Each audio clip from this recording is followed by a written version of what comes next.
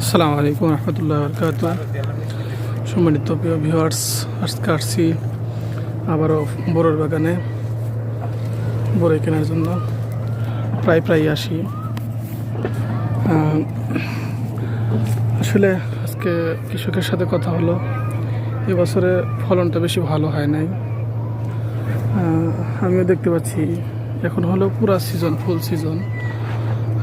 এই সিজনে বড়ই একটু কমই দেখা যাচ্ছে, যা আগে এরকম ছিল না।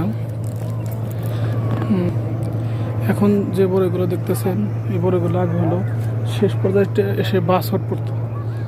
এই যে দেখতে পাচ্ছেন এই গাছটা, এই ডালটা, এই ডালে কমপক্ষে 20 থেকে 25টা, এই এতটুকুর ভিতরে 20 থেকে 25টার মতো বড়ই ধরতো। কিন্তু এখানে বড়ই খুবই কম ধরছে। এটাকে বলে বল সুন্দরী। এটা অনেক বড় হইতো, এক একটা 200 গ্রামের মতন, 100 গ্রামের মতন, 120 গ্রামের মতন করে এক একটা বড়ই হতো। সে তুলনায় এবছর অনেক কম। তারপরেও এই জন্য দোকানে, বাজারে বড়ের দামটা একটু বেশি, পাইকারিতে দাম বেশি।